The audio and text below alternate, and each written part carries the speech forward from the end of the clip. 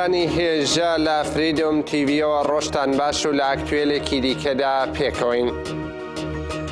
بینەرانی هێژە ئاکتوێلی ئەمڕۆمان لە ڕۆژهەڵاتی کوردستان و ئێرانەوە دەست پێ دەکەین و دوا بە دوای ڕووداوەکانی تاران لە ئێراندا دەست بە میلیتاریزەکردنی شار و ناوچەکان کراوە، بە تایبەتی لە ڕۆژهەڵاتی کوردستان بە بیانووی پەیوەندی لەگەڵ چەتەکانی داعشە ڕەشبگیریەک لە ئاستێکی بەرزدا دەستی پێکردووە. بەپێی زانیاریەکان وەزارەتی ئیتلاعاتی کۆماری ئیسلامی ئێران لە ماڵپەڕی خۆیدا ئاماژەی بە هەڵمەتی ڕەشبگیری کردووە و نووسویەتی 41 هاوڵاتی لە پارێزگاکانی کرماشان، سنە، ئورومیە و تاران دەستگیر کراون، بەڵام ڕاگەیاندنەکان باس لە دەستگیرکردنی زیاتر لە 70 هاوڵاتی دەکەن. ئیتلاعات لە بەیاننامەکەیدا دەستگیرکراوەکانی بە کەسانێکی سەر بە گروپی وەهابی داعش ناساندووە، بەڵام هیچ بەڵگەیەک لەسەر تۆمەتی دەستگیرکراوان تا ئێستا ئاشکرا نەکراوە. بەپێی زانیاریەکان ئیتلاعات بۆ دەستگیرکردنی 3 کەس لە ناوچەی دۆڵتانچکنی شاری سەردەشت هێزی لە ئورومیەوە ناردووە، کەسانێکیان قۆڵبەست کردووە، بەڵام ئەگەری دەست بەسەرکردنی 15 هاوڵاتی دیکە لە شاری سەردەشت و دەوروبەری لە ئارادایە. ببورن لە شاری ڕەوانسەریش 3 کەس دەستگیر کراون و لە شاری پاوەش هێزەکانی ڕژێم هەڵیان کوتاوەتە سەر ماڵان و چەند کەسێکیان قۆڵبەست کردووە. ناوەندە ئەمنیەکانی کۆماری ئیسلامی ئێران تا ئێستا ژمارە و شۆناسی تەواوی دەستگیرکراوانی ئاشکرا نەکردووە و زانیاری پێویست و دروست نادەنە ڕاگەیاندنەکان.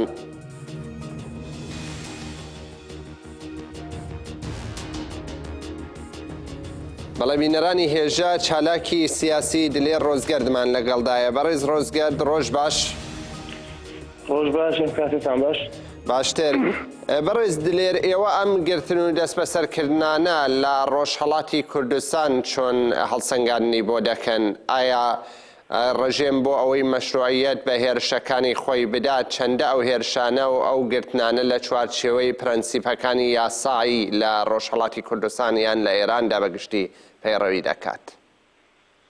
بەڵێ، هەروەکە زانین بەرحاڵ ڕاگەیاندنی ڕسمی 41 کەسی ئاماری ئەلام کردووە کە گیریا، بەڵام ئەو ڕێژەیە لە 70 کەس زۆرترە. پێویستە سیرێکی ئەوە بکەین بەڕاستی وەزعیەتی سەلەفیە یا بەگشتی ئیسلامی ڕادیکاڵ و ئیسلامی تونڕە و چ لە بەشی شیعاوە چ لە بەشی سونیە لە ئێرانە لەکوێوە سەرچاوە گرێ وەگەیە بەم قۆناغە کە ئێران ئاوا بکە، یان لە تماشایەکی کوردستان بکەین، یا ئەو بەشانە بەگشتی سونی نشینە بەلوچستان بێژین یا کوردستان، کە کوردستان لە ڕاستیە هەمی سونی نییە و هەموو خەڵکەکەی دینی جیاوازی تایە، هەموو پێکۆژین کێشەیەکیان نییە، بەرحاڵ یەکتریان قبول کردووە. بەڵام لە دەستپێکی هاتنە سەرکاری کۆماری ئیسلامی و هەتاکەی ئەمڕۆ کۆماری ئیسلامی بۆ خۆی شیعەی ڕادیکاڵ و تونڕەوی لە ناوخۆیان تەربیەت کردە و ئامادەی کردە. ئەوە لایەکی مەسەلەیە بە خەرجکردن، بە هەزینەدان، بە شێوەیەکی ڕەوا بۆ خۆی مەشروع بۆ خۆی بانگەشەی ئەوەکە و شیعەیەکی تونڕە و ڕادیکاڵی دروست کردووە کە لە سووریا، لە یەمەنە، لە بەحرەینە، لە بە ئیسڵاح فلستینەوە لە هەموو شوێنێکی ترا لە بەگشتی ڕۆژهەڵاتی ناوینە بەکاری دێنێەوە لە بارێکی ترۆ سنیەکی تونڕە و ڕادیکاڵ کە ناوی داعش یا سەلەفیەتی دێنیا لە ئێرانە بە تایبەت بەرهەمی چیە لە ڕاستیە؟ بەرهەمی هەڵوێستی خودی ئێرانە و کاربەدەستان و بە ئیسڵاح سیاسەتی کۆماری ئیسلامی ئەوە تەربیەتەکە لە کوردستان نابێ یا لە هەر بەشێکی تری لە هەر بەشێکی تری ئێرانابێ بەڕاستی کاردانەوەی، یانێ کنوشێکە ئێران هەیەی، سەرکوتێکە ئێران هەیەی، پاشێلکردنی مافی مرۆڤەکان کە ئێران هەیەی، پاشێلکردنی مافی نەتەوەکانی دی، پاشێلکردنی دینەکانیتی، مەسەبەکان، ئاینەکان، بە هەموو شێوازێ پاشێلکردنی ئەو جۆرانە بەرحاڵ لێکەوتنەوەی ڕنگدانەوەی کاردانەوەکەی ئەبێتە زهورکردن و سەرهەڵدانی جەماعەتێکی تونڕە و لە هەر ئاین و لە هەر بیر و باوەڕ و گەرایشێکە هەبێت. بەرحاڵ سەلەفیەتیش پێم وابێ لەو چوارچێواش قڵی گرتە. بەڵێ بەڕێز دلێر، لە ماوەی 38 ساڵ جیاکاری، 38 ساڵ چەوسانەوە لە ئێران بە تایبەت لە ڕۆژهەڵاتی کوردستان لەو شوێنانەی کە پێکاتەکان تێدا مافەکانیان پێشێل دەکرێت، ئەمڕۆ گەلێکی ئێرانی خوڵقاندووە، ئەو کەشەی لە ئێران هاتووەتە ئاراوە بەشێکی هەر وەک باستان کرد بەرهەمی ئەوەیە. ئێستا کە ئێران دەیەوێت کورد وەکو لایەنێکی داعش لە ناو ئێراندا نیشان بدا. ئایا ئەم بابەتەی چەندە بۆ دەچێتە سەر لە کاتێکدا کوردان لە کۆبانێ لە شوێنەکانی تر داستانیان خولقاندووە، چ لە ڕۆژهەڵاتی کوردستانەوە چ لە شوێنەکانی دیکەوە؟ بەڵێ ئەو جۆرەی باسان کە ئێران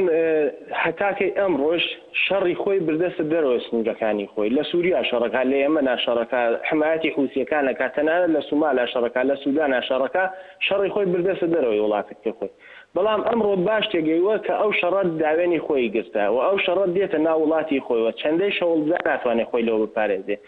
مەسەلەی کوردستان، کێشەی کوردستان من پێم وابێ هەمووی پلانێکی داڕژاوە، زوهورکردنی داعش بۆ شرایطە دوودانە تەقینەوە هەموو شتێکی بەرحاڵ مەشکوکە، ئەوەی کە لە ڕەسانەکان و بە ئیسلاح میدیای ئازادە تا ڕادێکی زۆر باسییان کردووە هەمووی مەشکوکە و ئەمە هەر ئەو جریانەی 16 و سەردەمانی بێژین ئەوایلی ئینقلابە کە بە ئیسلاح پۆتینیان کردە پایان و تاکەی بەندی پۆتینەکانتان باز نەکەنەوە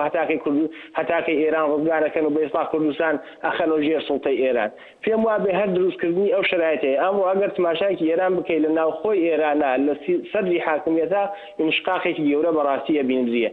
سەردێشێوایەکی گەورە بینێت. دیسان لە بەرابەر هێرش و هجومی دەرەوە و دنیای دەرەوە بەو شێوە ئێران بە هیچ بارێکا قبول ناکرێ، نایەتە قبولکردن. لە مقابڵی ئەوانە وەکو گارانتێکی خۆی بکا، وەکو ئەوەی کە بتوانێت لە ناو سیستمی خۆیە یەکگرتوویە دروست بکە. ئەمە بەشێکی قەزیەیە کە کوردستان ئەکا بە ئامانج و بە ئیسلاح کوردستان بەو شێوە. و لە بارێکی دریشۆ گۆڕانکاری لە ئێرانە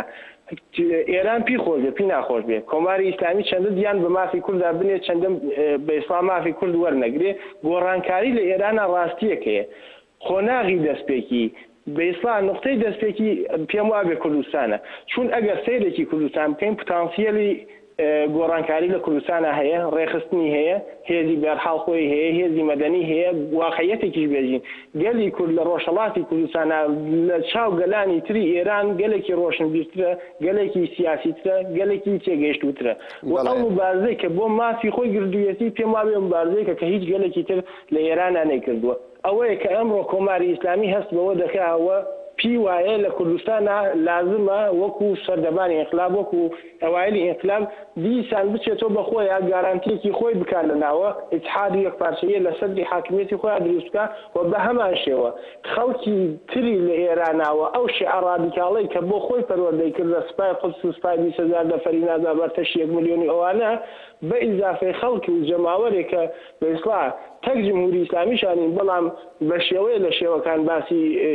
شتایەکی تر وەکو نازانام یەکگرتووی ئێران ئەم جۆرە مەسایلەکان ئیتحادی ئێرانەکەن ئەوەشیان کردەسە بەهانە. کوردەکان ئەیانەوێت جیابن و کوردەکان ئەیانەوێت زەربۆچێن، کوردەکان ئەیانەوێت بە ئیسلاح سەلەفیەت و نازانم وەزعیەتێکی وەکو سووریە لە ئێرانە دروست بکەن. ئەم جۆرە مەسەلانە ئەم جۆرە خاڵانە کریاتە هۆکار بۆ ئەوەی کە فەرمانێکی تر لەلایەن بە ئیسلاح وەلایەتی فەقیهەوە لەلایەن خامنەییەوە دژ بە کوردان دەبچێەوە. ئەمە فەقەت نەهاتە سەر گۆڕی عەمەڵ لە سەر جوانان نەبووە. ئەگەر لە بەڕاستی ئەو هێرشە دەستی پێ کردووە، بەڵام خۆشبەختانە ئەمەی شەیە کە ئێران ناتوانێت. ئەمڕۆ ئەو قۆناغە نییە کە ئێران دەیەوێت. ئەمڕۆ سەردەمی ئینقلاب نییە. ئەمڕۆ میدیای ئازاد هەیە، دەنگدانەوەی باش هەیە، چالاکی مەدەنی هەیە، چالاکی سیاسی هەیە. بۆ نمونە هەرێتێ کەسانێک وەکو ساڵحی نێژیبەخت، نازانم وەکو عەدنان حەسەنپور، وەکو جلال قەوامی، وەکو بەڕێز کەبوونوە، ئەوان هەموویان بە شێوەی نامەی سەرئاوەڵا نامەیان پێشکەش کردەوە لەلایەن فارسیش و ڕۆشنبیری فارس و بە ئیسلاح هێزی دێموکرات بەگشتی لە ئێرانە بێژین پێم وابێ باشتر بوو. وەگەلی فارسیش لە قۆناغانەما بە حکمی بە ئیسلاح کارکردنێک کە بووە لە ماوە ئەوە میدیا بە ئیسلاح ڕزانەی ئازاد بوو تێگەیشتنێکی باش بەرەو پێش بووە. ئەو گەلی فارسی لە خۆناغانەما ئەو سەردەمی ئینقلاب نییە و پێم وابێ ئێران ناتوانێت ئەو کارە بەڵێ چالاکی سیاسی محاڵات. بەڵێ چالاکی سیاسی دلێر ڕۆزگەرد، سپاس بۆ بەشداریتان لەم ئاکتوێلەدا و ڕۆژتان باش.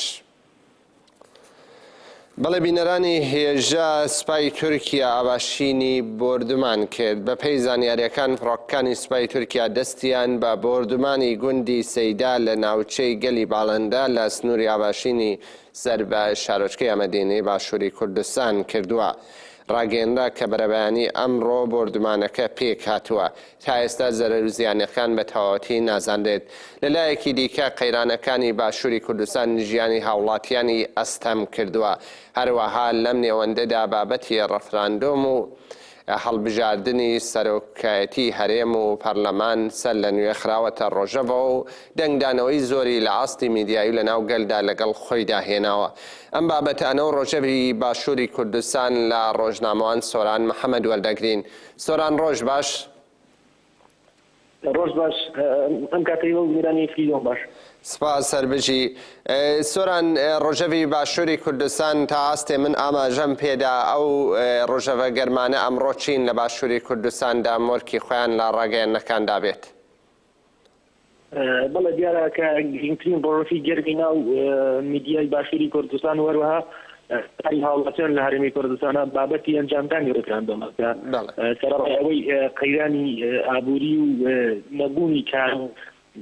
دۆخی چەقبەستی هەرێمی کوردستان دەچینەوەتە بینەقاقای هاوڵاتیانی باشووری کوردستان سەرەڕای سەرخستنی پارلەمانی کوردستان سەرەڕای ئەوەی کە چەندین ساڵە پۆستی سەرۆکی هەرێم لەلایەن پارتێکی دەسەڵاتداری دەستڕۆشتی باشووری کوردستانەوە بە نایاسایی و ناقانونی بەڕێوە بردرێت لەگەڵمانەشا منایەتی سیاسی و هەڵسوکەوتی نابەرپرسانەی حزبێکی دەست بۆ بەرژەوەندی تاکە کەسی خۆی و بەرژەوەندی حزبێک بەردەوامە بۆ ئەنجامدانی ڕێکراندن دیارە ئەمە کاردانەوەیکی گەوری لەناو خەڵکی باشووری کوردستان و تەنانەت چالاکوانانی سیاسی پارتەکانی باشووری کوردستانە دروست کردووە کە تەنیا بۆ مزایدەیەکی سیاسی تەنیا بۆ بەرژەوەندی حزبی و تاکە لایەنێک بەکارهێنرێت لەگەڵەوەشە بەگشتی دۆخی باشووری کوردستان تەنها ئەم بابەتە لەخۆی لە ڕۆژەردایە کە بابەتی ئەنجامدانی ڕێکراندنەوە. بڵێ بەگشتی لە باشووری کوردستاندا باس لە بۆردمانەکانی دەڤەری ئاواشی نەکرێ هەروەها باست لە قەیرانەکان کرد ئایا کاردانەوەکان لە چ ئاستێکدایە لە گوێرەی پێویست بووە لەم بابەتەیانە؟ بۆردمانەکانی تورکیا لەسەر باشووری کوردستان بە تایبەتی ئەمڕۆ لەسەر ئاواشین پێکاتووە هەروەها لە قەیرانەکانی باشووری کوردستانیش کاردانەوەکان لە چاستێکدا بۆ سۆران. دیارە سوپای داگیرکاری تورکیا بە درێژای چەندین ساڵە بە هاوکاری پارتێک و لایەنێکی دیاریکراوی کوردستان سنوورەکانی پاراستنی هەرێمەکانی پاراستنی میدیا بۆردومانەکە لەگەڵ ئەمەشە سەرەڕای ئەوەی کە دۆخی باشووری کوردستان بەم شێوەیە لایەنێکی دیاریکرا و خاچی کوردستان بۆردومانەکە لایەنێکی کوردستان دێتە ناو خاچی کوردستانەوە سەرەڕای هەموو ئەم کارانە سەرەڕای ئەوەی کە داگیرکاری لە باشووری کوردستانە پێ ئەنێتە بابەتێکی تازەوە پێ ئەنێتە شێوازێکی تازەوە بەڵام لەگەڵ ئەمانەشە هاوڵاتیان بە تەواوی بە وردی کاردانەوەی باشیان هەیە و لەگەڵ ئەوەشە ئاماژە بەواکەن کە لایەنێکی دیاریکراو لە باشووری کوردستانە یارمەتیدەری ئەو هێزێکە باشووری کوردستان بۆردومانەکات لەگەڵ ئەوەشە بابەتی ڕێکراندن بە تەواوەتی لەناو هاوڵاتیانە بەهۆی دۆخی خراپی هاوڵاتیانەوە ڕەت ئەکرێتەوە و هەموو ئاماژە بەواکەن کە لە تۆڕەتە وڵاتیەکانە ئێمە ژیان و گوزەرانێکی باشمان هەیە نەک ڕێکراندنە کە لایەنێکی دیاریکراو ئاماژەی بۆ ئەکات. بەڵێ سۆران محەممەد ڕۆژنامەوان لە کەرکووکەوە گەلێک سپاس بۆ بەشداریتاندا و ڕۆژتان باش. بەڵێ بینەرانی هێژە پارتی چەپی ئەڵمانیا کە سەرەکیترین پارتی ئۆپۆزیسیۆنە لە پەرلەمانی ئەڵمانیا لە ئەنجامنامەی کۆنگرەی ساڵانەی خۆیدا دەرهێنانی پەکەکەی لە لیستی ڕێکخراوە قەدەغەکراوەکان لە وڵاتەکەیدا خستە بەرنامەی کاریەوە. پارتی چەپی ئاڵمان کە سێمین حیزبی گەورەی ئەو وڵاتەیە لە چوارچێوەی بەڕێوەبردنی کۆنگرەی ساڵانەی لە شاری فرانکفۆرتی ئەڵمان لە بردنی قەدەغەی سەرپەکەی خستە ناو بەرنامەی کارەکانیەوە. پێشتریش پارتی چەپی ئەڵمان لە مانگی ئایار پێشنیارنامەیەکی ئاراستەی حکوومەتی ئەڵمانیا کردبوو تێدا ئاماژەی بەوەدا بوو کە قەدەغەی سەرپەکێکە بەواتای ئاستەنکردنی هاوڵاتیانی کوردی دانیشتووی ئەو وڵاتەیە بەڵام حکوومەتی ئەڵمان بانگەشەی ئەوەی کردبوو کە قەدەغەی سەرپەکێکە پەیوەندی بە هاوڵاتیانی کوردەوە نییە و بۆ پاراستنی ئاسایشی وڵاتەکەیە. لەگەڵ ئەوەشدا پارتی چەپی ئەڵمان سوورە لە سەر بە درۆخستنەوەی ئەو بانگەشانەی حکوومەتی ئەڵمان و لابردنی قەدەغەی سەرپەکەی خستە ناو بەرنامەی کاری ئەم ساڵی حیزبەکەیانەوە.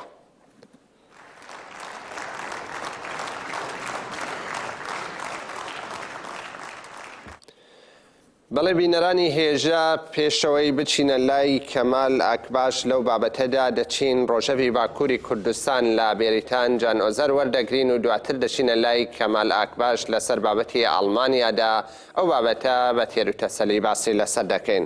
بەڕێز بێریتان ڕۆژ باش.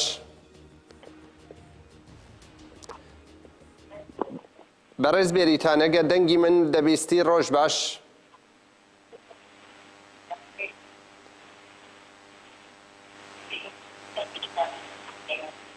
بەڵێ بەڕێز بێریتان ئەگەر دەنگی من دەبیستی ئەم خواستین ڕۆژەوە باکووری کوردستان لە تەپرسکەین. ڕۆژ باش.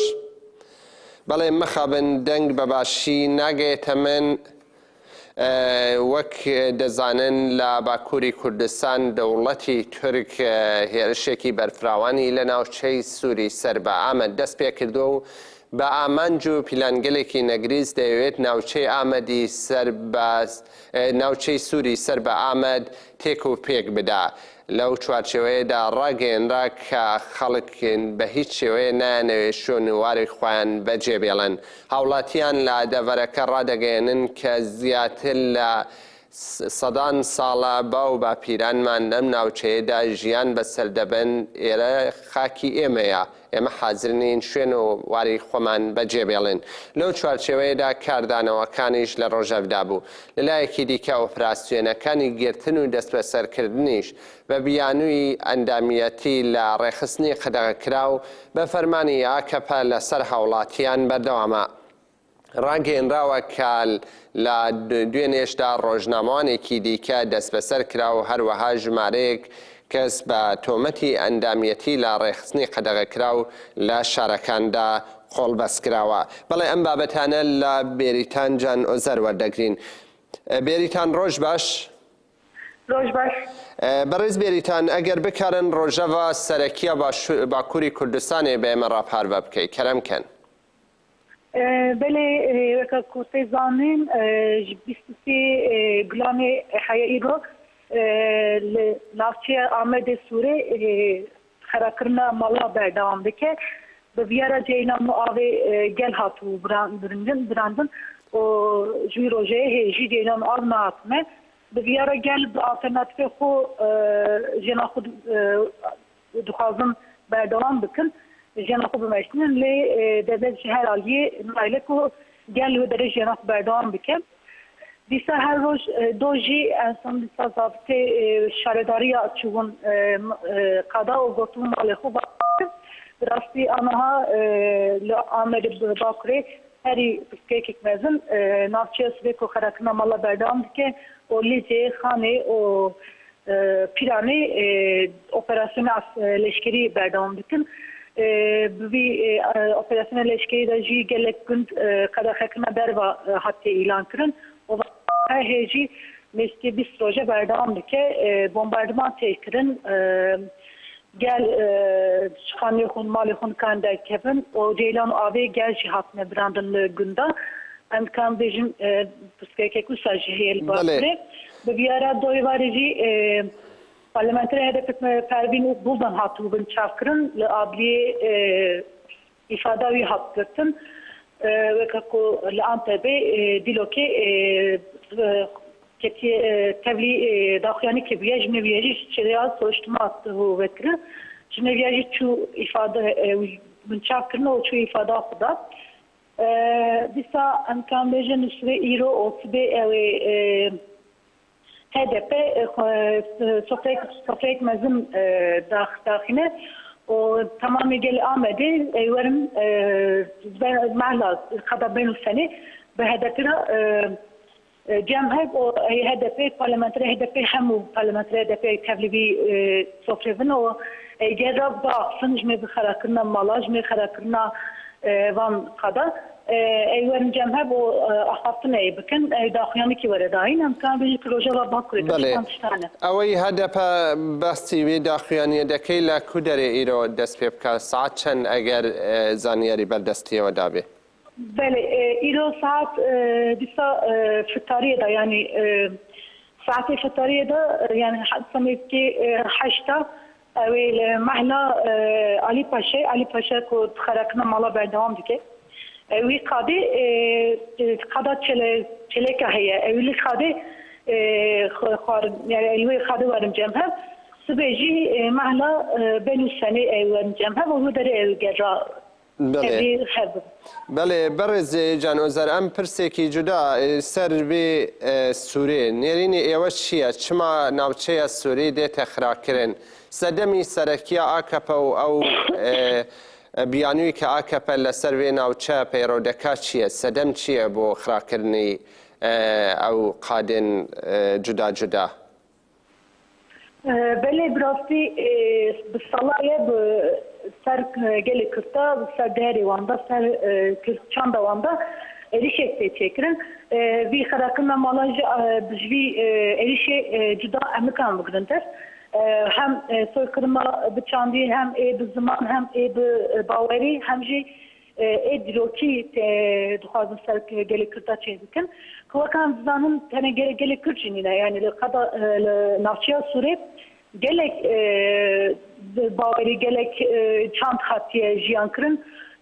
Gele Ermeni hene, gele Süryani hene, gele Arap hene, gele Don hene. Ovan gele bisalane lenakçıya suri vekam albatek yani. Belki mahalle dikkatek mezine, belki nakçıyek mezine levban gele veka maleki, veka malbateki behevran jiyan kırne. Gelek bavariyu çande khura, van cudatiye khura behevran jiyan kırne. O an endikran dejin ki vi erişe, vi xarakına mala aslında ser وی باوری سر وی قمنا جیان قمنا گل و داره جیان که سر ویا دا جیل شکی و تازم ویا جوته خلینن جمعی ویا جی پیشی مالای خراب کم işte kişki dine bugün jimne erişe gel bakın bana aslında müjdan karım bugün de yani salan event işte temsel geldi sale noteda sale haftada ji دیسا گل جگنده خوش هاتن بالا کرن جگنده خو هاتن گوش بر کرن و گنده وان هاتن شوتاندن وان گلا جگنده خدا کتن هاتن ناچه استرجی نخو بردان کرن آنا دیسا aynı gel دیسا politikaya juda جمال خود خواهن ورن درخستن ام بنا انکاوسا بنخینن بله بیریتان جان عزر گلک سپاس بۆ ڕاگەیاندنی ڕۆژهەوی باکووری کوردستان گەلێک سپاس ڕۆژ باش بەڵێ بینەرانی هێژە پێشەوەی بچینن لای کەمال ئاکتاژ دەمەوێت بە کورتی پێتان ڕاگەێنمەوە ڕۆژەوە سەرەکیانەی لە باکووری کوردستانە بوو تێکدانی ماڵی هاوڵاتیان لە سووری سەر بە ئامەد لەلایەن دەوڵەتی تورکەوە بەردەوامە لە بەرامبەردا هەدەفە بانگەوازی لە هەموو کەسێک کردووە و لە پەرلەمانتاران کردووە کە ئێواران بەربەنگ لە کۆڵانەکانی سوور بە تایبەتی گەڕەکی علی پاشا بکەنەوە بۆی ڕێگر بن لە خراپکردنی ناوچەکە و خاوەنداری لەو ناوچەیە ئۆپراسیۆنەکانی گرتن و دەستبەسەرکردن و هەروەها ئۆپراسیۆنی سەربازی ئەم ڕۆژ سەر لە بەیانی بەردەوام بوو هەروەها لە هەرێمی شەرناخ بۆردومان لە دژی ناوچەکان لەلایەن دەوڵەتی تورکیەوە بەردەوامە هەروەها بەڕێز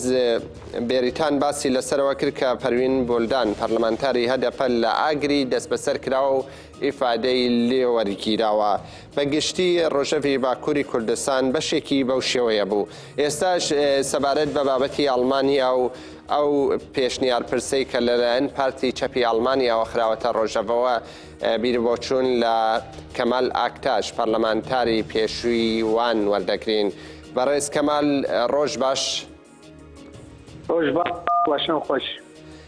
بەڕێز ئاکتاژ هون بێ گاوی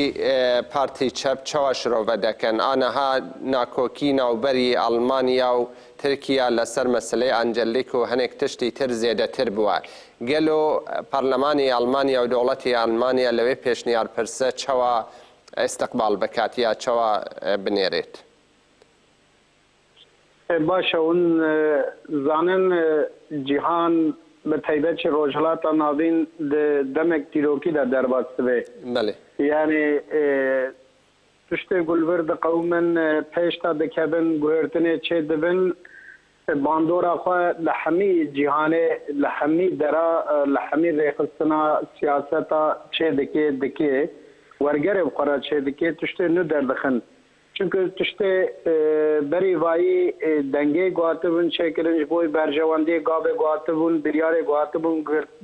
girtin na peri khoya bala derketin bine wan bala bun rasti derket berçave mrovahi berçave insanaji jiber vi havai partiya çep yani hafta çuyi buhuri dawiya be hafta çuyi da د قنگره خدا وقت بینا نقاشک نو بالکش کر گوت گرک کو سال 1930 دا اونزانن دولت آلمانیا جبر کو لبنده برجواندی خوی دربا کر صدب نشان دا گوش بوی برجواندی می دربا از قرارا بیریارا قدخه کرنا PKK yani tevgera azadi atiye gertin و جبوی وی هاوی د کنگره خدا جی پارتیا چپ بیریارک گرد کو د ناو برنامه خدا یعنی پروگرام خدا او گوهرتن وره گوهرتن یعنی او بیریار وره گوهرتن دوی رنگی ناو خدا نقاشه کرد و بیریاره گرد حواله مجی پارلمانتر مجی جبروی مجی تبلیوی کنگره ببون نقاش سر هات کرن هفدیتن هاتن چه کرن و دوی داره دا بیدیار هات کرتن که از کار دروای یعنی اولکاریه وقت بینیانا بیدیارا که دهندر دا هاتی گرتن وره گوهرتن لآلمانیا و سر به بیدیاره دناو درنامه خدا گوتن که قدخه کرن ها لسر PKK جی گرک وره را کرن بله. یعنی بیدیارک باشه گوره دمه گوره پی باشوه بله برز اکتاش آنها پیشنیار پرسێکی بەو شێوەیە دەخرێتە پەرلەمانەوە گەلۆ ئەڵمانیا چاوالێ بنێرێت ئەڵمانیا بە ساڵانێکە هەردەم ئێرشا کووردا دەکا کار و خەباتی کووردا ئاستەنگ دەکا هەرەوسا قەدەغەل لەسەر چاپەمانی و قەدەغەل لەسەر گەلێک کار و خەباتی کوردان دەمەشێنێ گەلۆ ئەڵمانیا گواردنێک لە سیاسەتی خۆدا بکە یا ئەوسا دەوام بکاتن ام هدیدارن یعنی او پارتیا چپ بیریارا گود ناو خدا گرتی ناو کنگره خدا گرتی گرک جبوی آلمانیا گشتی جبوی دولت آلمانیا جبوی حکومت مرکل گرک ببه نشانه اک نو گرک ببه نو çünkü وقت بنا مگوتی نال حرم ایگل بنده داعش لبنده هوفتیا داعش بقهرمانی برخواددن کردن یعنی تفگیر آزادیه جبر بی هوای خل روجلات ناظرین به کدا خواه به فداکاری خواه قهرمانی خواه به پراتیک خواه خود دای نشاندن جبر بی هوای هم دبین کش بوی برجواندی خواه دولت آلمانیا گرک کو او بیلیار شاش بیلیار گوگ نگوری برجواندی گلا پیشروشا حرمه وجبوی آزادی پشته گو خطرات اینه تل سر کردا گو کردا قری منال اجزا که وقت وجه حمیات زمان اریشال سر کردا که این چند ماه دربای دمک نزدیک با امضا آلمانیا بیریاره که نتنل سر تفگیر سر PKK خدخنه اونزانن سمبول YPG و YPG هاتن لهنک جیا لآلمانیا پر جهاتی قدخه کرن یعنی وزارت خوی دربا بیلیارت ورجی دار نهال آلمانیا یعنی قهرمانتیا گو YPG و YPG بنده داعش دده شر گود که لبنده هوبتیا وان داعش گو بقهرمانی خواب پیش وازی دکه جبوی کو تحریکات جبوی انساناتی مروبای جورلی رابه بقصد نوا پراتیک دا خواه بوی هوای نشان دایی لسر سمبول YPG و YPG وانی قدخه کرن خطره که گلکی مزنه یعنی به هلی دا بیریاره که گلکی شاشه خدمت مروبایی خدمت گلا خدمت دولت آلمانیا جینا که اوروپا جینا که یکتی اوروپا جینا که بله برز اکتاش بەڕێز ئاکتاش پارتی چەپی ئەڵمانیا هێزی وی ئەو قاس هەیە لە پەرلەمانێدا بکارێوێ پێشنیار پرسە بە ئەنجام بگێنێ گەلۆ پارتندی وەکو کەسک و پارتندی چاوە لەوێ مەسەلە لەوێ بابەتە بنێرن شوێندا يعني وقت سردا جمعاني عطمان ام باورن ام هبيدارن كو او دريارا بارتيا تشاب ببن لألمانيا جيشتي لسر سياسة مدار ألمانيا لسر بارتي ألمانيا لسر دولة ألمانيا gerek ku rolekî wek bandorekê erenî were standin û ser bayê em dibin ku wê bandora xwe erenî çêbike em zanin ku partiya çep di nava muhalefetê de di nava Almanya'da siyaseta Almanya'da partiyeke sêmîn e yani hêzê xwe neçûke û di pêşerojê de jî wek bîna payîzê de yani mehê pêşme de dikê li Almanya hilbijartineke giştî jî çêdibê نهادا تشتي قدرايا جشتي دا تاني قاشكرن هيفيا کو جو پارتيا چپتے پاين يعني هيته هيبي کرن راي خوا دنگ خوا دا زيادتر بلند بكي يعني بتشوف مزن اولا پر نمهمه مهم راس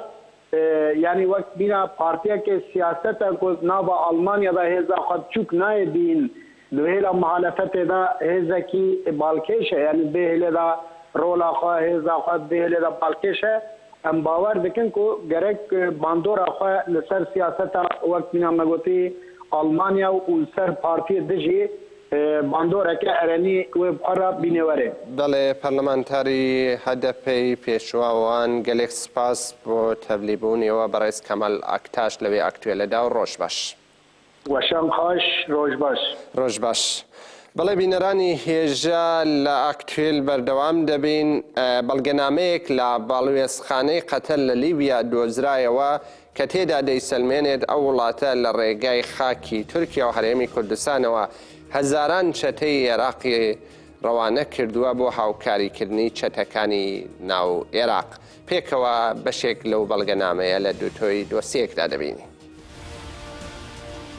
ڕاگەیاندنە عەرەبیەکان بەڵگەیەکی باڵوێزخانەی قەتەریان لە لیبیا بەڵاو کردووەتەوە تێدا باس لە سەرپەرشتیکردنی ئەو باڵوێزخانەیە دەکات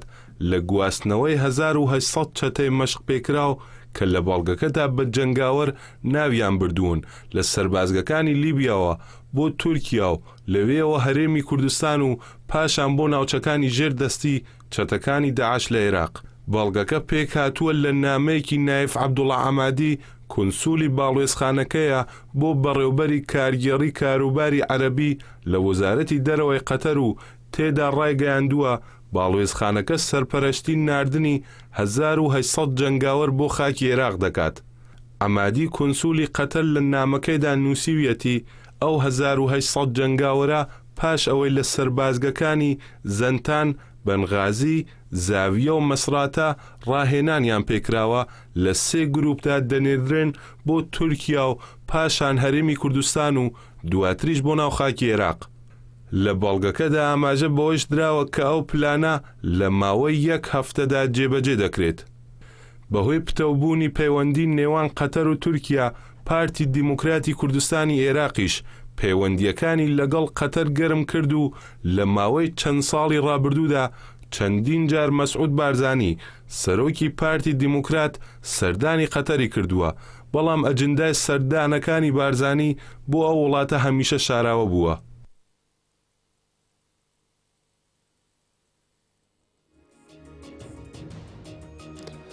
بەڵێ بینەرانی هێژە ماوەیەکە چالاکیەکان بۆ ئازادی ڕێبەری گەلی کوردە عەبدوڵڵا ئۆجەلان پەرەی دەستێنێ و لەو چوارچێوەیەدا چالاکی ستراسبۆرگیش 5 ساڵی پڕکردەوە و ئێشەگرتن هەر هەفتە و لەلایەن گروپێکەوە بەڕێوە دەچێت وێڕای ئەوروپا لە ڕۆژئاوای کوردستان و باکووری سووریایش گەل داوای ئازادی ئۆجەلان دەکەن. یەکێتی ژنانی ئازاد لە هەرێمی شەهبە لەبارەی گۆشەگیری ئۆجەلانەوە لە لێدوانێکدا ڕایان گەیان داوا لە CPT دەکەین راپۆرتی خۆی لەسەر ئیمرالی ئاشکرا بکات. لە لێدوانەکەدا ئاماژە بەوە کرا کە پێویستە CPT راپۆرتی خۆی لەسەر ئیمرالی کە ئامادەیان کردووە بۆ ڕای گشتی ئاشکرا بکەن و بێدەنگی ئەوان هاوکاریکردنی سیاسەتی تورکیایە. ئاماژەش بەوە کراوە کە گۆشەگیری ئۆجەلان مای پەسەند نییە و ئازادی ئۆجەلان گەرنتی ئازادی گێلانە. ولن تجدي هذه الأساليب نفعا مع القائد الذي أثبت للعالم قوة إرادته حتى وهو داخل السجن حيث أعطى حرية دوایین بەشی یاکتوێل لە هەرێمی شەنگالی ئازاد کراوەیە. باوکێک و کچێک لە هەرێمی شەنگال کە بەشداری شەربانان بوون، کچەکە سەرەتا بیرۆبۆچوونی خۆی دەردەبڕێ و سەبارەت بەوەی کە لەگەڵ باوکیدا بەشداری ڕیزەکانی شەربانان بۆ پاراستنی شەنگال بوون، شادمانی خۆی دەردەبڕێ. بەشێک لەو دیمەناوە وەک خۆی دەبینی. نوی ما برخدام تول هندانا یعنی از نها باب خارینگا و می خیال حوال شهید بگینم راستی جی مورالا کی گله کی خوشه کو می یعنی از باب خار تبلیغ دبم یعنی تشتا کی گله کی خوشه و چا هستا کی کنه سر زمان انسان بکار به بیجه جی راستی جی یعنی انسان باب خار تبلیغ یعنی مورالا کی گله کی خوشه براستی جی از چا که خوشه ها بینم زمان از نکارم یعنی بینم اما یعنی بنا به روزی سرکفتن هری مزن همه دست خواه بینن و خیال حوال شهید تشتکی اکیده یعنی ایرو هم وی داره سکنامه وی داره کم خیال حوال شهید پیک بینن و تبلیغ ببین اب خیال حوال شهید و طولوان و طولا کچیجین ازدی را بکن. بانگازی و چیز بود؟ بانگازی ماش بنا ملت ازدی نه ملت ازدی بتنه بانگازی مار هر انسانی کو آشتی و آزادی گله خیرخواز را بخواز به تبلیغونه خواه چه بکا تیکوشی نخواه بلند بکا بانگازی همش هر ملتی راه و تایبتی ملت ازدی و کچو خورت ازدی یعنی تبلیغ نوا رفع آزادی یه بشو یه جشه ببین ام بانگازی همش ملت ازدی راه بود راستی اول گلگی پیکیف خوش بوینا می دست پیگا فرمانه دا ام جی تبلیغ بوینا و مخوازم هر انسانی که به راستی و باوری ببینه او جی به تبلیغ حمله ببی و یه جشه و یه بشه ببی ام گلگی پیک کیف خوشن از و کچه خو ایرول و درینه ام آمادنه ام تولا شهید خو رابک خودی با اون گوازی ماشین ام بجنم متخوازن ملت ماجی همو وسابین تبلیغ پارتی ببین یعنی پارتی کی پاکجی تمیز مندی ت انسانی گوتی ورمه بەڵێ بینەرانی هێژە بەم شێوەیە هاتینە کۆتایی ئاکتوێلێکی دیکە تا بەیەگەیشتنەوە ڕۆژتان باش.